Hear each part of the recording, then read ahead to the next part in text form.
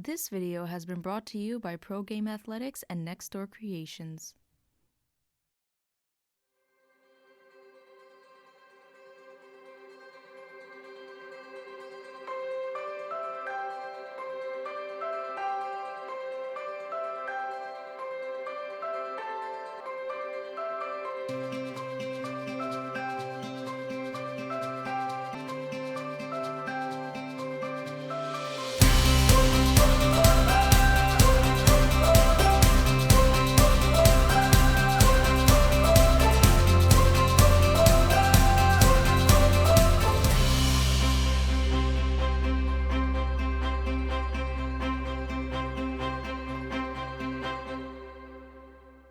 So colleges don't really care about your stats.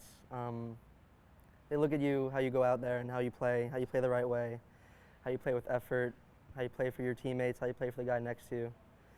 And yeah, if you go to a showcase, it's how you play that in that moment. It's not about how you played the day before, even if that coach wasn't there. It's how you play in that moment for that coach watching you. Yeah, I mean, they only need to see you play once. Yeah. You play once, good one. I totally agree with you guys. I Yeah. think big thing going to college is how you carry yourself on and off the field. Just be that guy, be the right guy, doing everything that can help their teammates win. And if you lose, see how you can carry your teammates back up to winning. Not a boy. Yeah, I mean, Yeah. it's well said. Thank you. Absolutely. Okay.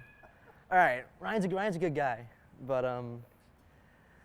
we've been there for each other. He's been one of my best friends since 7 years old.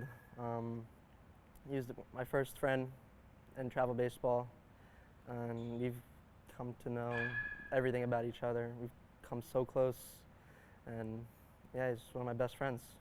And yeah, we've done everything together from a young age. I mean, I think I've been on more vacations with him than I have my own family. So, Yeah. I mean, we just clicked from a young age, and I mean, we can go months at a time without seeing each other, and the first time we see each other, we pick up like nothing happened. So, that's kind of a testament to just spending so much time together and being around good people, and you build relationships that will last you the majority of your life. It's the thing with travel baseball. You don't really go to the same schools. It's very rarely that you do. We live 45 minutes away from each other. Very far from each other. During the summer, during games, I'll go to his house, he'll come to my house, have a barbecue, and we'll just spend time. But going to different schools, growing up in different environments, different towns, seeing him during travel baseball was the best, and that's the way we got to hang out with each other and stuff. Yeah, man, I mean, we're going to go to school, 4 years far apart, and he'll be at my wedding and I'll be at his, and that's just a testament to what travel baseball builds for you and what those relationships build. So. Absolutely. Came here when I was 10 in the fall. I consider these two my brothers. Even though we lived in separate towns, they've just been very close to me, and they welcomed me into the travel organization where I thought I'd be most comfortable in. They welcomed me with open arms. I really consider them as my two brothers. Yeah. Me and Connor went to Georgia, we all went to Georgia, but me and Connor stayed in the same hotel room for 8 days, flew home together, and then I got in a car with him and we drove to Pennsylvania. And we spent 3 more days in Pennsylvania. So I spent 3 more days that got canceled. 3 more days that we spent. Got rained out, but yeah, I mean, it's just a guy. He'll be with me for the rest of my life, and I wouldn't mind spending every day with him if I could, even though he's pretty ugly. When I first met Connor, on the first day, I think it was practice, right? Yeah. I was like, who is this new kid? I was like, I don't really know him, but he seems like a good player. I was like, let's see where this goes. And that day on, I knew he was going to be one of my best friends for the rest of my life. 8 years. 8 years later. And we had played against Connor, Yeah. and he was awful. I mean, he was the worst player on the other team. Like, he would get up, and I would get excited because he was up, because I knew he was going to be I in remember Little League. Little League. Little League, when he was the talk of the town at that age. I was. Saying, yeah, he's pitching today. I was like, okay, Ryan who? Connor. Oh, I know. thought he was tough. He threw one right down the pipe. 10 years old, by the way. Hit one off the fence off him. Ryan Thompson, big talk of the town. He decided Played later this season in the championship game, the Little League World Series, as we called it. And I one-hopped. I had a foul home run off you, one-hopped the fence, and then made the diving play at shortstop to end your season. And crown myself the Also, like 3 years after. Yeah, but it's that just what final, happened. yeah. I'm just gonna stop you guys right here. I like Eric Ruland more than I like you, so. Yeah, on my totem pole of people, I like your Connor's father. probably 4. I would Yeah. say Eric, Cheryl, Dylan, and then Brandon and Connor. Connor's like 4 and 5, interchangeable. Brandon has its moments. but Oh, and by the way, I forgot to mention, Connor's played me now 8th grade JV, 9th grade varsity, 10th grade varsity. 8th grade, I wasn't on JV, but 0-8 Connor is against me in school baseball. And when we play them this year, you will be 0-11 after we sweep you again. we'll see. We'll probably just be 0-0 then, because we're not gonna have a season. Well, being on the Mudcats and going from the Mudcats to the Ducks, I didn't really know what to expect. Being a 10-year-old boy, going to a team called the Ducks wasn't really that intimidating. I just thought, wow, we're going to a team that's a bird. I was thinking more of like the Legends or the Avengers, but I guess the Ducks. The Hawks have been cool too, 'cause it's like an angry bird. And especially look at this logo. I mean, not do any hate, but who's afraid of that thing? I would not. And the Junior Ducks, come on. Yeah, the junior did not need to be thrown in. The Junior did not even need to be thrown in there. Just everybody a duck. All right. But yeah, let alone the name. Besides the name, the Junior Ducks was one of the best organization ever. I mean, just because my dad was the owner does not mean I was favored or anything. It was just a great organization with Tony and Mike and Tommy. They were the best guys. They always cared for us. They always made sure we had the best gear or the best apparel, and they were always here for our winter workouts. They came to our games. They were at the dugouts with us, made sure we were at our best, and yeah, I mean, there's no organization like the Junior Ducks. Yeah, I mean, you look past the logo, but every time I come, I enjoy myself. Like every practice from when I was 8 to 17, I never dreaded it. I never disliked any of my coaches. I had disagreements, yes, but there was not a coach that in this organization that didn't give it all and didn't care. And now being 18 years old, I work here and I don't hate work. Like, I enjoy coming and I enjoy spending time with all these people. And like again, these people are my role models and they've been there for me since I was little. And there's just not a bad thing I can say about anybody that has worked through this organization and worked us through these years. Ever since I came here when I was 10, these past 8 years I've been here playing with you guys, seeing all the people, coaches, everyone. It's been the best 8 years of my life. I love you, Brandon Ruland. All right, so the biggest thing about us playing for all these years has been winning. I mean, we've won a lot. Won a lot of games. This organization has not only taught us to lose, but to me the most important thing as an athlete is knowing how to win. Right? I mean, if you know how to win, not even winning the right way, just winning. Like You do know how to win. yeah, I mean, like when you and that helped. Like when I got to high school and stuff, and like you just expect to win. And I played basketball, baseball, like different levels, different teams. Like you just know how to win, and that's all you expect. And I feel like as an athlete, that's the goal, right? Is to win, and that I don't know. For me, that makes it like that's the better version of myself is when I believe I can win, and the only option is to win. And that's just for me what this organization did. I mean, it also taught me how to lose. I mean, there was one year, I want to say 12U, 11U, we had 12 runner-ups or something like that? Oh, we're 12. We were 12. We had 12 runner-ups, a few championships. Yeah, I mean, And then it shapes you into not wanting to have that happen ever again. I mean, What you could learn from it, how you can get better. yeah, I mean, there's like every time we lost that championship game, it put a fire in you. It made you more determined. every Sunday night at 10 o'clock at Baseball Yeah. Heaven, Home at 11:30, midnight even. school the next day. Yeah, all for a second place trophy, participation trophy. It made you upset, made you angry, made you want to win. Knowing how to lose and knowing how to win is just the big difference, especially like because when you're a college athlete and you're a high school athlete, like you compete for a spot, like you have to win that spot, and if you win, like great, yes, like that's your goal. But if you lose that spot, you have to know how to be the best teammate, how to accept that, and you can still contribute to your team on the bench, Absolutely. That's the way you gotta look at it. Even if you're not gonna be in the game, you can help your team, like especially in college. If you're not gonna be in the starting lineup, you're not gonna be in that game, you're not pitching that day, you always got to be on your toes for your teammates, and you're all trying to play for the same thing. You always want to be on this field, but you're all competing for a championship. That's the way you have to look at it. You're all helping each other win that next game, win the championship, win the playoff game. That's what you're competing for.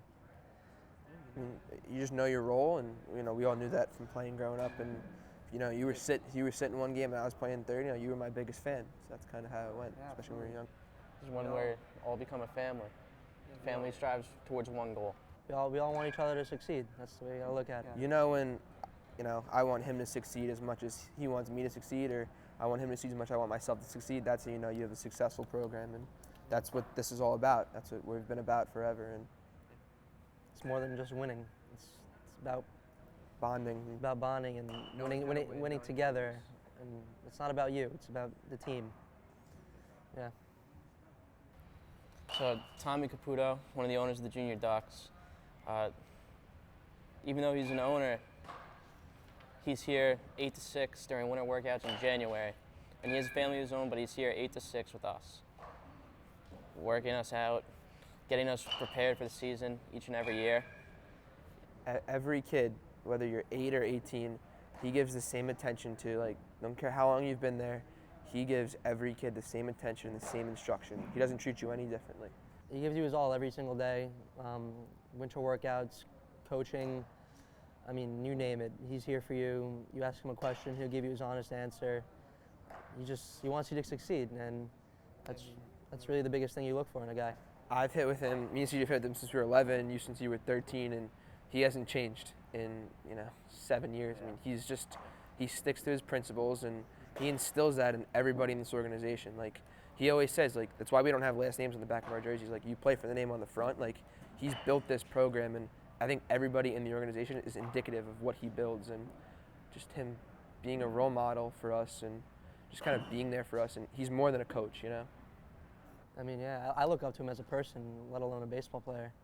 I think hitting with him since I was 11 and just asking him questions and getting better and teaching me new skills, just the person he is just reflects onto you with everything you do. I mean, yeah. I mean, he wrote my letter of recommendation for college, so You wrote mine. that just shows. He helped me through my recruiting process. He helped us all through recruiting, wrote our letters of rec for college, When I was struggling to look for a college, I would just come in some nights and hit, and just ask him about what do I do? I'm stressing out. He's like, just relax and calm down. And he was always here for me. He would always have my back. And I got a great story. So in May, when I got my first offer, Tommy was on vacation in the mountains, and he was hiking. And I got my first offer, and I didn't know what to do. I had a deadline on it, so I call him. This dude climbs to the top of a rock to get cell service just to talk to me and give me advice. And that's just who he is. And he's the man. Yeah, he's on vacation, and he climbs to he could have fell off and died, and that's just who he is, Yeah, He's there to help you. he's got that whole way. He'll do anything for you as a player. If you play one practice with him, he'll do. It's tough. He'll be there forever. Yeah. We're editing that out. He's the man.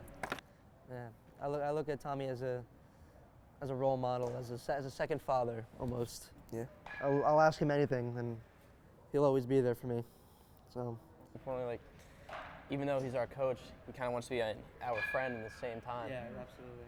He wants us to lean on him as much as he leans on us. And at this point now, and during our hitting lessons, it's more of just a Therapy. session batting practice. He doesn't really teach us anymore. We go there, talk, and just hit baseballs.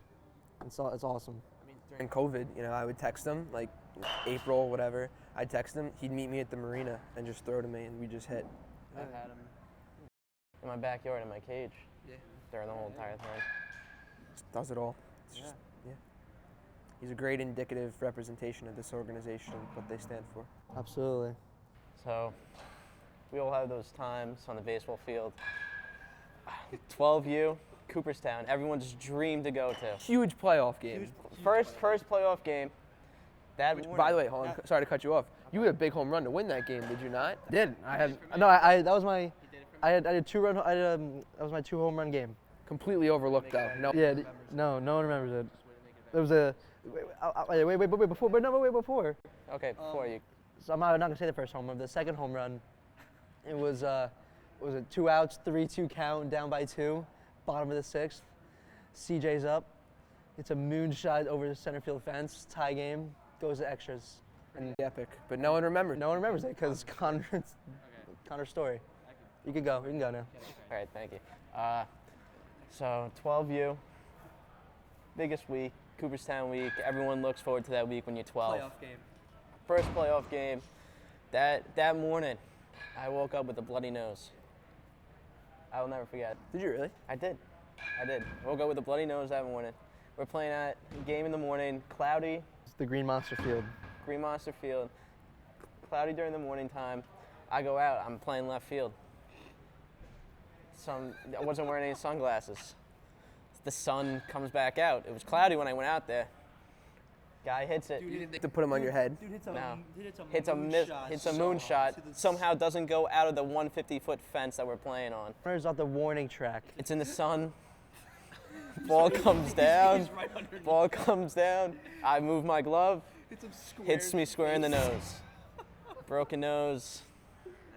Our freak athlete of a center fielder picks the ball up, runs in. He runs in and tags the kid out. Throws it to me, and then I tag him out. And then the whole team just Honestly, I don't remember what happened. And then Sean White's dad, who's an EMT, runs out to him, reset his nose right there.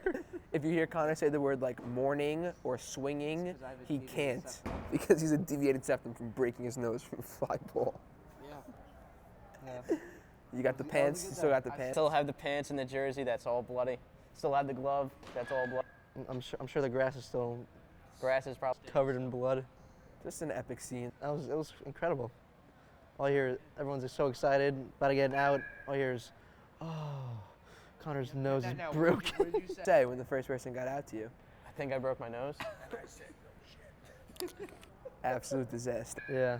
Just one of the least athletic things I've ever seen from a kid. Least baseball moment. All right, so now I have my funny story out of the way. Do you guys have any of yours that you'd like to share?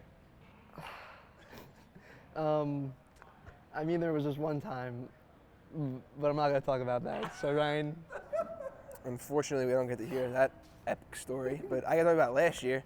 Me and Connor, having a good summer. We had a doubleheader. We had a great game. You hit a home run.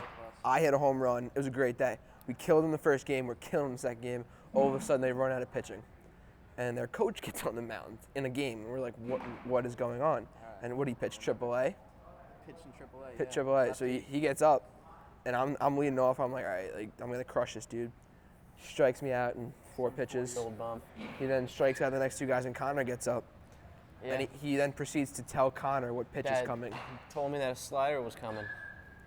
And Connor The best Was- slider I've ever seen in my life. was Knew completely it was coming, fooled swung right through it. by a 47-year-old man slider. And then rest Simply of unbelievable. rest of that game, I was playing shortstop, Ryan was playing second. I was ranting on and on and on about that game. Like, why is this guy pitching against us? We should be home already. Just It's a great memory. I think I do have a story now. I'm thinking of one now. It has nothing to do with the game or practice or anything, but at this very facility in the back cage over there, there was I was here with my mom, and she was just giving me feeding me baseballs in the pitching machine. And I was like, all right, it's coming a little slow, a little high. Let me just go over there and help her fix it. So I went over there, helped her, went to rotate it a little bit, and I got my fingers stuck in the pitching machine, and it took all my skin off, and now I have these scars on my finger. And yeah, everyone's freaked out. All the parents ran to me, brought me ice. There was no skin at all whatsoever. It was just white and red. There was nothing there. And then everyone freaked out. Shower Joe came over with some ice for me. And then that was the middle of my high school baseball season. And I came into practice one day, I couldn't really swing, and coach was like, what's going on? And I took off my glove and I took the Band-Aids off. And he's like, ew. And he just sent me home after that, after looking at it. So yeah, took a few days off, and that's the last time I ever touched that pitching machine. I got another great I one. will not touch it. Jack O'Connell, hope you're watching this. We're like 11. You know, Jack was awesome, but pitch comes at him, and instead of like turning, Jack turns and opens up like this. Ball hits him square in the chest. Had to be rushed to the hospital. I have another good one. Umpire still called it a strike. I have another good one. It's not really a game. It was the black and orange day, where like the two Ducks teams kind of play each other. Oh, another great thing. Duck Stadium Day. Duck Stadium Day, and then Jordan Goldstein. Love that man to death. He's like, yo, let me catch, guys. We're like, okay, go for an inning. He's never caught before in his entire life. Keep in mind, he's catching Tom Caputo. He's catching Tom Caputo, the coach. Also filthy curveballs. He's just He's catching the coach. Not really. He's not even on the mound. And he's behind the plate. Tommy throws the pitch. I forgot he was hitting, but he took a swing, and Jordan kind of jumps up and turns around and hits him square in the back and falls down. For the rest of the inning, the dirt circle around home plate, Jordan was behind it. Like, he was so far back, the ball would like 5-hop to him. He was on the grass part. And then like he was so far back that foul balls would hit him because he was so far back. Oh man, good times. Classic. We love you, Jordan. Shout out to Jordan Goldstein. Greatest game has to be we beat the Banditos. I think so. Banditos and the Number NYBC first. Was it the first round of playoffs? Oh yeah, like number 6 team in the country. Number 16 in the country. Yeah. Just whopped them with the 8th inning. 8th inning. California rules. Connor ruled off the Man bench. on second. Off the bench. I Great remember that. swing. Off the bench. I'm trying to think. I don't really know. I remember a tough that was sack good. bunt from CJ in that game. Couldn't get it down. I probably have to say the Cooperstown game, where I hit the game-tying home run. But that was. But no. All about you, huh? That just lives in my memory. No one knows about that. In the I was getting hospital. X-rays when you hit the home run. I had to win it for someone. I mean, we can go back to this year. We beat Body Armor We in beat extra Body Armor. innings. 2-1, right? Walk-off We error. won against Body Armor. Brendan Hislop. Slop. LIU soccer. Yeah. Great ground ball to third. Yep. Kid threw it away. Also, The boys went crazy. the game where we turned the triple play against the Beast, 12U. Epic. Got creamed that game, 8-0, 10-0. I came in to pitch that game after Jordan DeLucia, his arm was hurting. Connor Rule started talking smack, and some kid hit the building. Hit the building. But everyone will remember that game as the day we turned the triple play. That's all I remember. I don't remember losing. We could talk about just a lot of good memories. I'd say the trip to Florida was good. Oh, trip to Florida was great. Trip to Florida, we shared a house Shared a together. house Joey P. Joey I Patain miss Joey. in that house. That was We fun. played pool the whole week. Was great. That was pretty fun. I got What did we Got sun poisoning the first day. we lost to Team Panama. Team Panama. I got sun I thought we poisoning won the against first Team night. Panama. Shout out Jordan, got thrown out of the game We did. for arguing with the umpire. Told the umpire to shut up. And then he sprinted to the umpire after the game to apologize, and the guy thought he was attacking him. And he was that was funny as hell. Oh man. What else we got? Our Georgia trips. Jordan trips. Yeah. We have 2? We had one together. Our absolute sell job with Woodbury. Oh yeah. Couldn't make the playoffs because we lost Were we 5-2-1 or 6-1. 6-1, right? I got dehydrated in South Carolina. Oh. That was tough. I went there for South Carolina. one of my favorite moments? My favorite moments is Ducks Dynasty. Sorry guys. Sorry. No, Ducks Dynasty though. Actually, I did get invited. I didn't go though. Ducks Dynasty. My favorite moment though, and that was when we came out during it was like a ceremony where all the teams walk out with their banners and stuff to start the tournament, and we walked out wearing Duck Dynasty beards, like Duck Dynasty, and everyone started laughing at us. And it was extremely funny. But yeah, that was a good moment for us. But yeah. Can't relate. Sorry. Didn't go. We did stay home that weekend though, and I did go 14 for 14 in the Father's Day tournament. So, yeah. I think I went Yeah, we 0 did lose for in that. 30 that tournament. I think a lot of thankfulness goes out to my parents, my mom and dad, taking me to all my tournaments, watching every game. Either be us on the baseball field for 10 hours playing in a tournament on a Sunday night, not getting home until 12:30 at night, they're here. They're paying for my experience here, and it's paid off going to the college level pretty soon. Absolutely. Just great thankfulness to my mom and dad for what they've done to me. Me as well. I couldn't agree with that statement more, and obviously I'm forever grateful for my parents, but the best thing that my dad ever did for me was back off and stop analyzing every game and every at-bat when I'm 10 years old and treating it like I'm in the major leagues and I'm just 10 trying to have fun.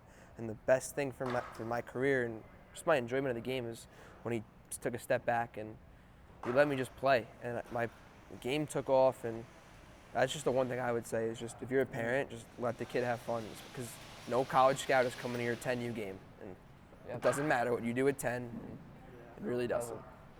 You're out there to have fun. Especially for me, like my dad has coached me since I was 7 years old. I mean, at times it was fun. He would be there and we would talk in the dugout, but when it got to like 12U, 11U, I just said, go away. Finally, he left me, and I was so happy. No offense, Dad. It's not like you're not grateful for them, but it's not like I'm not grateful for him, but you don't need them telling I you need to be alone. I need to be. to succeed and Yeah. fail on your own. Yeah, I couldn't have him there anymore. So it was good to finally get coached by Valiendo and learn the game through another pair of eyes and skill sets there. You don't need your dad telling you Yeah. through the fence what you did every. But I'm grateful for him for everything that he's done for me. Even though my dad didn't really coach me at 11, 12U, but he was there. He was always helping. He was the best one there. He would take me everywhere to go.